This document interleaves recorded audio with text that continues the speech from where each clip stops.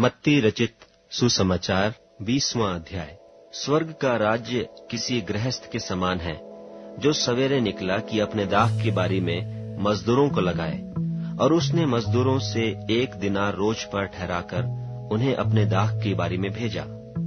फिर पहर 1 दिन चढ़े निकलकर और औरों को बाजार में बेकार खड़े देखकर उनसे कहा, तुम भी दाख की बारी में जाओ, और जो कुछ ठीक है तुम्हें दूंगा। सो वे भी गए। फिर उसने दूसरे और तीसरे पहर के निकट निकलकर वैसा ही किया, और 1 घंटा दिन रहे। फिर निकलकर औरों को खड़े पाया और उनसे कहा, तुम क्यों यहाँ दिन भर बेकार खड़े रहे? उन्होंने उससे कहा, इसलिए कि किसी ने हमें मजदूरी पर नहीं लगाया। उसने उनसे कहा, तुम भी दाख की बारी में जाओ। सांझ को दाख की बारी के स्वामी ने अपने भंडारी से कहा, मजदूरों को बुलाकर पिछलों से लेकर पहलों तक उन्हें मजदूरी दे दे।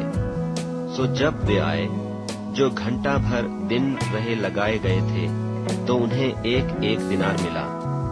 जो पहले आए उन्होंने यह समझा कि हमें अधिक मिलेगा, परंतु उन्हें भी 1 दिनार मिला।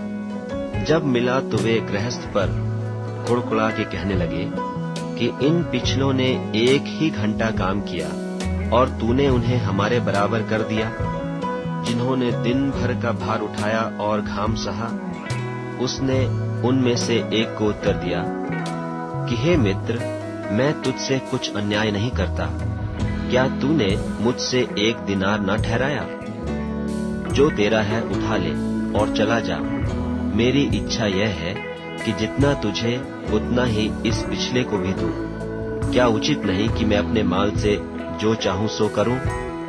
क्या तू मेरे भले होने के कारण बुरी दृष्टि से देखता है? इसी रीति से जो पिछले हैं वे पहले होंगे, और जो पहले हैं वे पिछले होंगे। यीशु यरूशलेम को जाते हुए 12 चेलों को एकांत में ले गया, और मार्ग में उनसे कहने लगा कि देखो, हम यरूशलेम को जाते हैं, और मनुष्य का पुत्र महायाजकों और शास्त्रियों के हाथ पकड़वाया जाएगा, और वे उसको घात के योग्य ठहराएंगे, और उसको अन्य जातियों के हाथ सौंपेंगे कि वे उसे ठट्ठों में उड़ाएं और कोड़े मारें और क्रूस पर चढ़ाएं, और वह तीसरे दिन जिलाया जाएगा। तब जब्दी के पुत्रों की माता ने अपने पुत्र के साथ उसके पास आकर प्रणाम किया और उससे कुछ मांगने लगी। उसने उससे कहा, तू क्या चाहती है? वह उससे बोली, यह कह कि मेरे ये 2 पुत्र तेरे राज्य में, एक तेरे दाहिने और एक तेरे बाएं बैठे। यीशु ने उत्तर दिया, तुम नहीं जानते कि क्या मांगते हो। जो कटोरा मैं पीने पर हूँ, क्या तुम पी सकते हो? उन्होंने कहा, पी सकते हैं। उसने उनसे कहा, तुम मेरा कटोरा तो पियोगे, पर अपने दाहिने बाएं किसी को बिठाना मेरा काम नहीं, पर जिनके लिए मेरे पिता की ओर से तैयार किया गया उन्हीं के लिए है।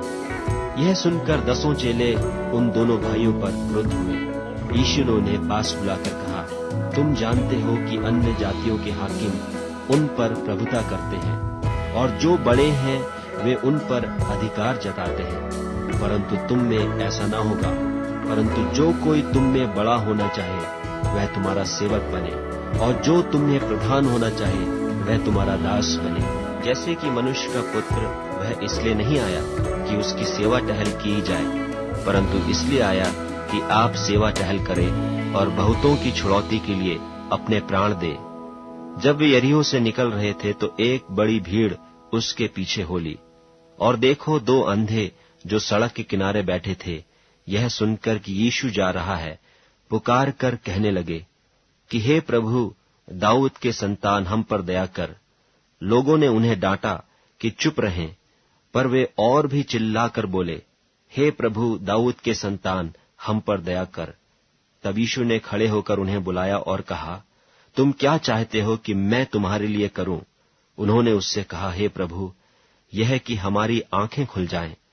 यीशु ने तरस खाकर उनकी आंखें छुईं, और वे तुरंत देखने लगे और उसके पीछे हो लिए।